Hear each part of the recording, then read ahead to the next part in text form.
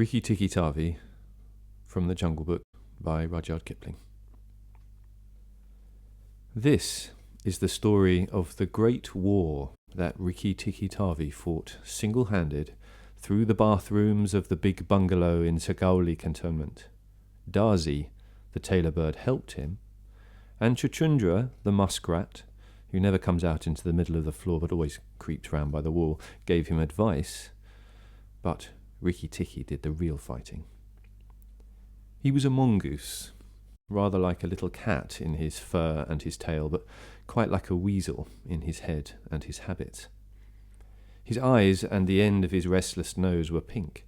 He could scratch himself anywhere he pleased with any leg, front or back, that he chose to use. He could fluff up his tail till it looked like a bottle brush, and his war cry, as he scuttled through the long grass, was Rikki-Tikki-Tikki-Tavi.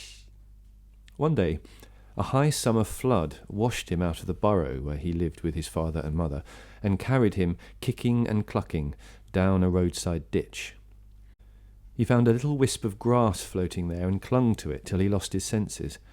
When he revived, he was lying in the hot sun on the middle of a garden path, very draggled indeed, and a small boy was saying, "Here's a dead mongoose. Let's have a funeral." "No," said his mother, "let's take him in and dry him. Perhaps he isn't really dead."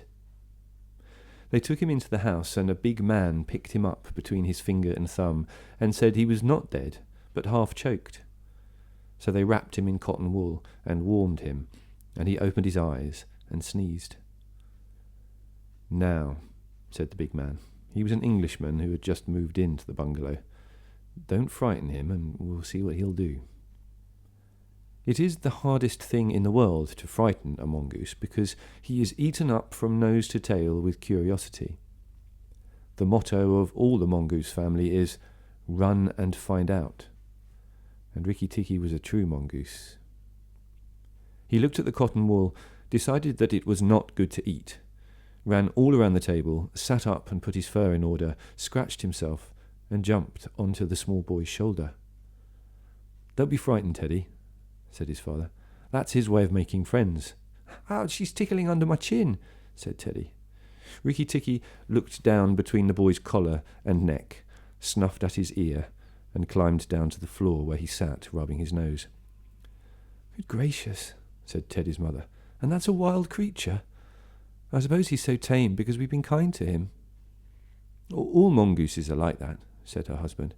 "If Teddy doesn't pick him up by the tail or try to put him in a cage, he'll run in and out of the house all day long. Let's give him something to eat." They gave him a little piece of raw meat. Rikki-Tikki liked it immensely, and when he was finished he went out into the veranda and sat in the sunshine and fluffed up his fur to make it dry to the roots. Then he felt better. "There are more things to find out about in this house," he said to himself, "than all my family could find out in all their lives. I shall certainly stay and find out." He spent all that day roaming over the house. He nearly drowned himself in the bathtubs, put his nose into the ink on a writing table, and burnt it on the end of the big man's cigar, for he climbed up into the big man's lap to see how writing was done. At nightfall he ran into Teddy's nursery to watch how kerosene lamps were lighted, and when Teddy went to bed, Rikki-Tikki climbed up too. But he was a restless companion, because he had to get up and attend to every noise all through the night and find out what made it. Teddy's mother and father came in, the last thing, to look at their boy, and Rikki-Tikki was awake on the pillow. "I don't like that," said Teddy's mother. "He may bite the child." "He'll do no such thing," said the father. "Teddy's safer with that little beast than if he had a bloodhound to watch him. If a snake came into the nursery now."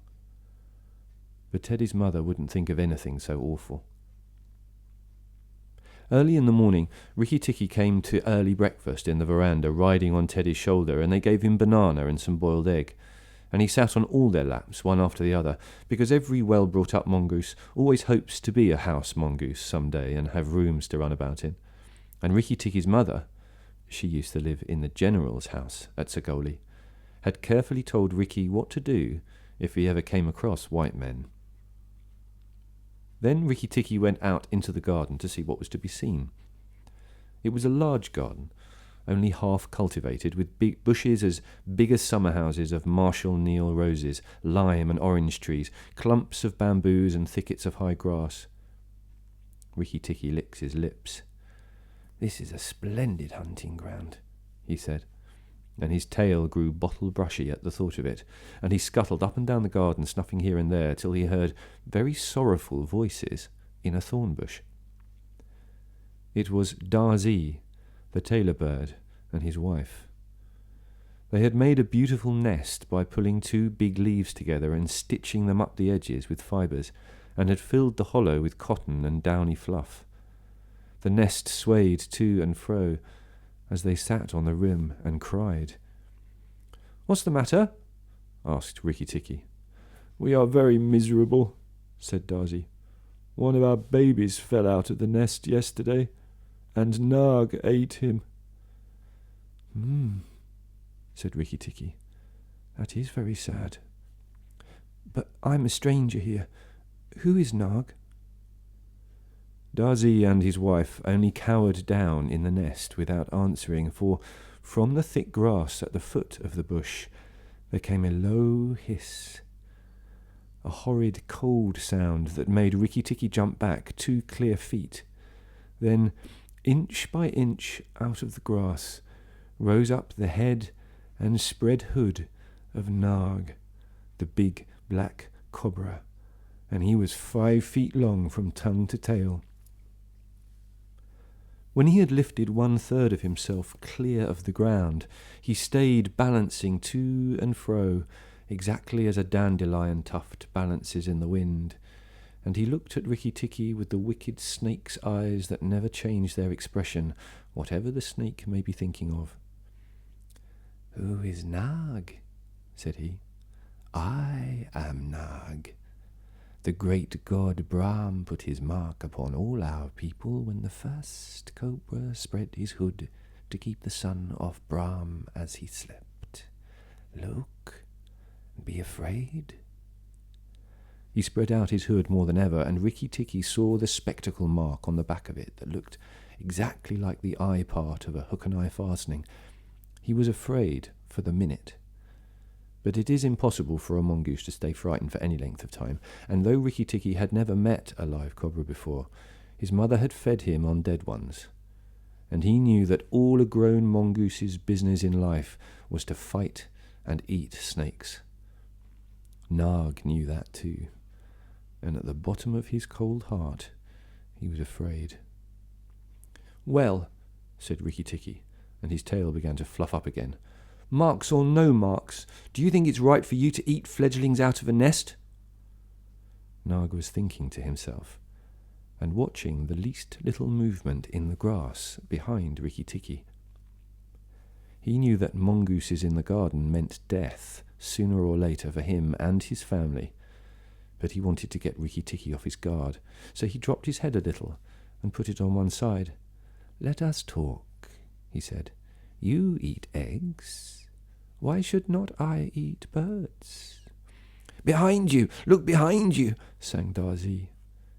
Rikki-Tikki knew better than to waste time in staring. He jumped up in the air as high as he could go, and just under him whizzed by the head of Nagaina, Nag's wicked wife. She had crept up behind him as he was talking, to make an end of him, and he heard her savage hiss as the stroke missed. He came down almost across her back, and if he had been an old mongoose, he would have known that that was the time to break her back with one bite. But he was afraid of the terrible lashing return stroke of the cobra. He bit, indeed, but did not bite long enough, and he jumped clear of the whisking tail, leaving Nagaina torn and angry.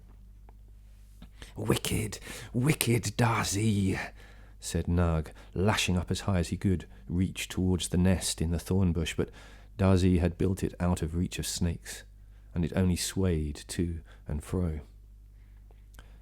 Rikki-Tikki felt his eyes growing red and hot. When a mongoose's eyes grow red, he's angry. And he sat back on his tail and hind legs like a little kangaroo and looked all around him and chattered with rage. But Nag and Nagaina had disappeared into the grass. When a snake misses its stroke, it never says anything or gives any sign of what it means to do next. Rikki-Tikki did not care to follow them, for he did not feel sure that he could manage 2 snakes at once. So he trotted off to the gravel path near the house and sat down to think. It was a serious matter for him. If you read the old books of natural history, you will find that they say that when the mongoose fights the snake and happens to get bitten, he runs off and eats some herb that cures him. That is not true. The victory is only a matter of quickness of eye and quickness of foot. Snake's blow against mongoose's jump, and as no eye can follow the motion of a snake's head when it strikes, that makes things much more wonderful than any magic herb. Rikki-Tikki knew he was a young mongoose, and it made him all the more pleased to think that he'd managed to escape a blow from behind. It gave him confidence in himself, and when Teddy came running down the path, Rikki-Tikki was ready to be petted. But just as Teddy was stooping, something flinched a little in the dust, and a tiny voice said, "Be careful, I am death." It was Karate, the dusty brown snakeling that lies for choice on the dusty earth, and his bite is as dangerous as the cobra's. But he's so small that nobody thinks of him, and so he does the more harm to people. Rikki-Tikki's eyes grew red again, and he danced up to Karate with his peculiar rocking, swaying motion that he'd inherited from his family. It looks very funny, but it's so perfectly balanced a gait that you can fly off from it at any angle you please, and in dealing with snakes, this is an advantage. If Rikki-Tikki had only known, he was doing a much more dangerous thing than fighting Nag, for Karate is so small and can turn so quickly that unless Rikki bit him close to the back of the head, he would get the return stroke in his eye or lip. But Rikki did not know. His eyes were all red, and he rocked back and forth, looking for a good place to hold. Karate struck out. Rikki jumped sideways and tried to run in, but the wicked little dusty grey head lashed within a fraction of his shoulder, and he had to jump over the body, and head followed his heels close. Teddy shouted to the house, "Oh, look here! Our mongoose is killing a snake!" And Rikki-Tikki heard a scream from Teddy's mother. His father ran out with a stick, but by the time he came up, Karate had lunged out once too far, and Rikki-Tikki had sprung, jumped on the snake's back, dropped his head far between his forelegs, bitten as high up the back as he could get hold, and rolled away. That bite paralysed Karate, and Rikki-Tikki was just going to eat him up from the tail, after the custom of his family at dinner, when he remembered that a full meal makes a slow mongoose, and if he wanted all his strength and quickness ready, he must keep himself thin. He went away for a dust bath under the castor oil bushes while Teddy's father beat the dead Karate. "What's the use of that?" thought Rikki-Tikki. "I've settled it all." And then Teddy's mother picked him up from the dust and hugged him, crying that he'd saved Teddy from death. And Teddy's father said he was a providence, and Teddy looked on with big scared eyes. Rikki-Tikki was rather amused at all the fuss, which of course he did not understand. Teddy's mother might just as well have petted Teddy for playing in the dust. Rikki was thoroughly enjoying himself. That night at dinner, walking to and fro among the wine glasses on the table, he could have stuffed himself 3 times over with the nice things, but he remembered Nag and Nagaina. And though it was very pleasant to be patted and petted by Teddy's mother and to sit on Teddy's shoulder, his eyes would get red from time to time, and he would go off into his long war cry of Rikki-Tikki-Tikki-Tikki. Teddy carried him off to bed and insisted on Rikki-Tikki sleeping under his chin. Rikki-Tikki was too well bred to bite or scratch, but as soon as Teddy was asleep, he went off for his nightly walk round the house. And in the dark, he ran up against Chuchundra, the muskrat, creeping round by the wall. Chuchundra is a broken-hearted little beast. He whimpers and cheeps all the night, trying to make up his mind to run into the middle of the room, but he never gets there. "Don't kill me," said Chuchundra, almost weeping. "Rikki-Tikki, don't kill me." "Do you think a snake killer kills muskrats?" said Rikki-Tikki scornfully. "Those who kill snakes get killed by snakes," said Chuchundra, more sorrowfully than ever. And how am I to be sure that Nag won't mistake me for you some dark night?" "There's not the least danger," said Rikki-Tikki. "But Nag is in the garden, and I know you don't go there." My cousin Chua, the rat, told me," said Chuchundra, and then he stopped. "Told you what?" "Shh! Nag is everywhere, Rikki-Tikki. You should have talked to Chua in the garden." "Well, I didn't, so you must tell me. Quick, Chuchundra, or I'll bite you." Chuchundra sat down and cried till the tears rolled off his whiskers. "I'm a very poor man," he sobbed. "I never had spirit enough to run out into the middle of the room. Shh! I mustn't tell you anything. Can't you hear, Rikki-Tikki?" Rikki-Tikki listened. The house was as still, but he thought he could just catch the faintest scratch, scratch in the world, a noise as faint as that of a wasp walking on a window pane, the dry scratch of a snake's scales on brickwork. "That's Nag or Nagaina," he said to himself, "and he is crawling into the bathroom sluice. You're right, Chuchundra, I should have talked to Chua." He stole off to Teddy's bathroom, but there was nothing there, and then to Teddy's mother's bathroom. At the bottom of the smooth plaster wall there was a brick pulled out to make a sluice for the bathwater, and as Rikki-Tikki stole in by the masonry curb where the bath is put, he heard Nag and Nagaina whispering together outside in the moonlight. "When the house is emptied of people," said Nagaina to her husband, "he will have to go away, and then the garden will be our own again. Go in quietly, and remember that the big man who killed Karate is the first one to bite. Then come out and tell me, and we will hunt for Rikki-Tikki together." "But are you sure there is anything to be gained by killing the people?" said Nag. "Everything. When there were no people in the bungalow, did we have any mongoose in the garden? So long as the bungalow is empty, we are king and queen of the garden.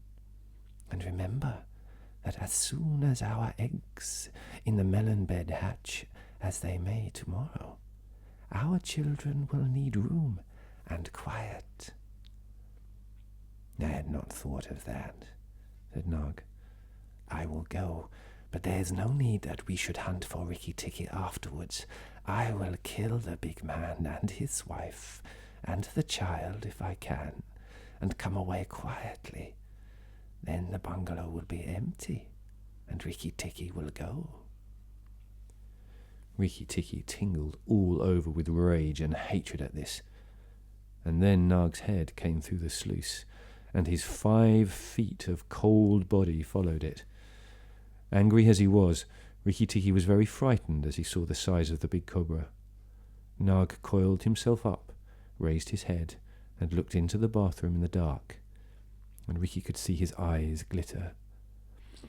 "Now if I kill him here, Nagaina will know, and if I fight him on the open floor, the odds are in his favour. What am I to do?" said Rikki-Tikki-Tavi. Nag waved to and fro, and then Rikki-Tikki heard him drinking from the biggest water jar that was used to fill the bath.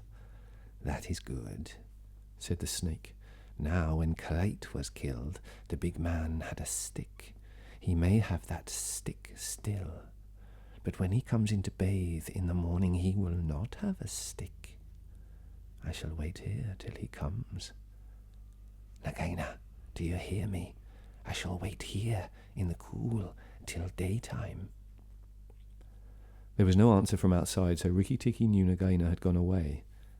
Nag coiled himself down, coil by coil, around the bulge at the bottom of the water jar, and Rikki-Tikki stayed still as death. After an hour, he began to move, muscle by muscle, towards the jar. Nag was asleep, and Rikki-Tikki looked at his big back, wondering which would be the best place for a good hold. "If I don't break his back at the first jump," said Rikki, "he can still fight.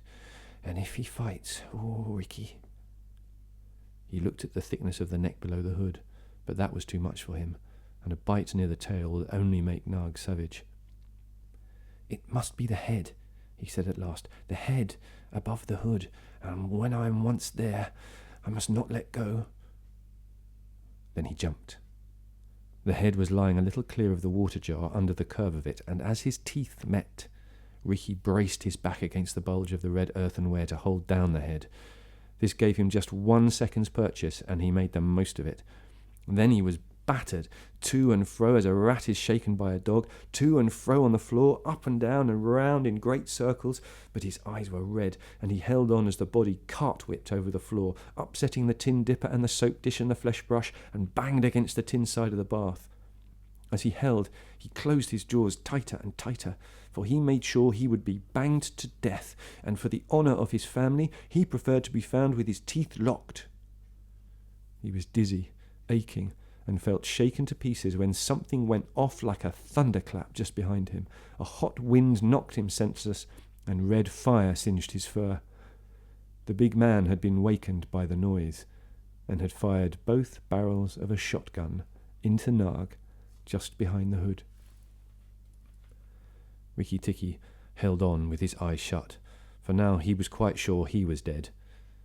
But the head did not move, and the big man picked him up and said, "It's the mongoose again, Alice. The little chap has saved our lives now."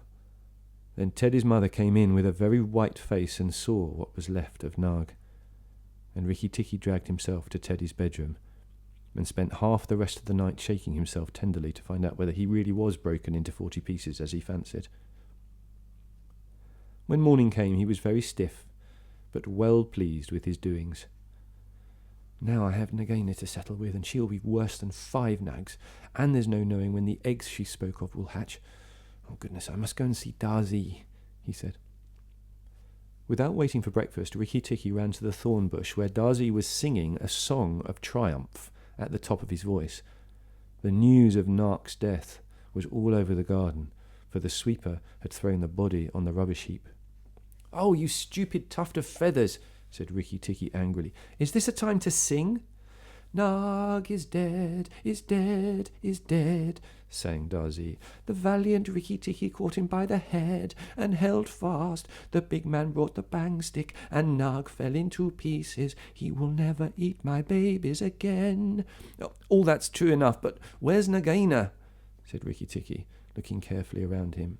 "Nagaina came to the bathroom sluice and called for Nag," Darzee went on. "And Nag came out on the end of a stick. The sweeper picked him up on the end of a stick and threw him on the rubbish heap. Let us sing about the great, the red-eyed Rikki-Tikki." And Darzee filled his throat and sang.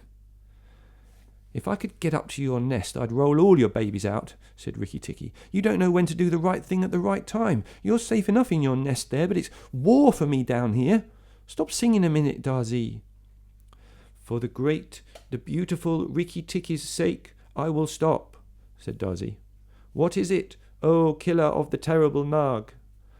"Where is Nagaina?" for the 3rd time. "On the rubbish heap by the stables, mourning for Nag. Great is Rikki-Tikki with the white teeth." "Oh, bother my white teeth. Have you heard about where she keeps her eggs?" "In the melon bed, on the end nearest the wall where the sun strikes nearly all day. She hid them there weeks ago." "And you never thought it worthwhile to tell me?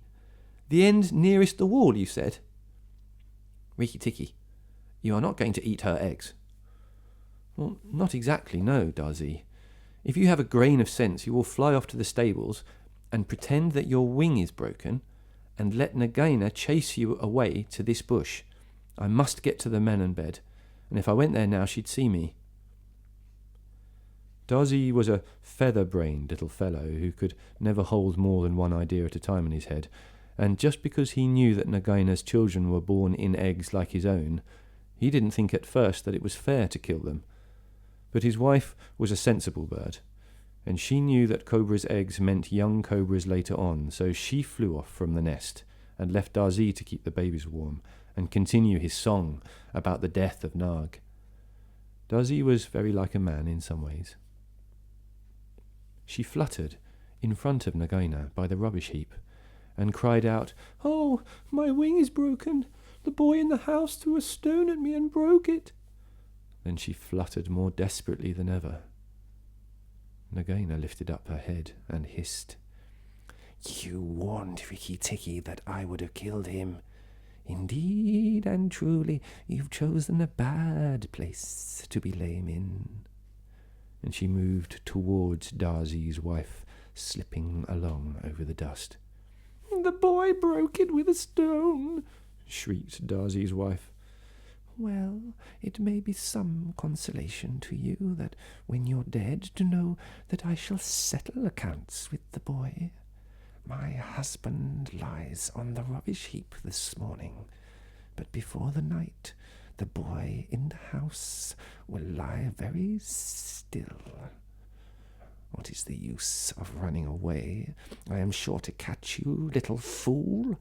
Look at me." Darzee's wife knew better than to do that, for a bird who looks at a snake's eyes gets so frightened that she cannot move. Darzee's wife fluttered on, piping sorrowfully and never leaving the ground, and Nagaina quickened her pace. Rikki-Tikki heard them going up the path from the stables, and he raced for the end of the melon patch near the wall. There, in the warm litter about the melons, very cunningly hidden, he found 25 eggs, about the size of a bantam's eggs, but with a whitish skin instead of shell. "I was not a day too soon," he said, for he could see the baby cobras curled up inside that skin, and he knew that the minute they were hatched they could each kill a man or a mongoose. He bit off the tops of the eggs as fast as he could, taking care to crush the young cobras, and turned over the litter from time to time to see whether he'd missed any. At last there were only 3 eggs left, and Rikki-Tikki began to chuckle to himself when he heard Darzee's wife screaming, "Rikki-Tikki, I led Nagaina towards the house and she has gone into the veranda, and oh, come quickly, she means killing." Rikki-Tikki smashed 2 eggs and tumbled backwards down the melon bed with the 3rd egg in his mouth and scuttled to the veranda as hard as he could put foot to the ground. Teddy and his mother and father were there at early breakfast, but Rikki-Tikki saw that they were not eating anything. They sat stone still, and their faces were white. Nagaina was coiled up on the matting by Teddy's chair within easy striking distance of Teddy's bare leg, and she was swaying to and fro, singing a song of triumph. "Son of the big man that killed Nag," she hissed. "Stay still, I am not ready yet. Wait a little, keep very still, all you 3. If you move, I strike, and if you do not move, I strike. Oh, foolish people who killed my Nag." Teddy's eyes were fixed on his father, and all his father could do was to whisper, "Sit still, Teddy. You mustn't move, Teddy.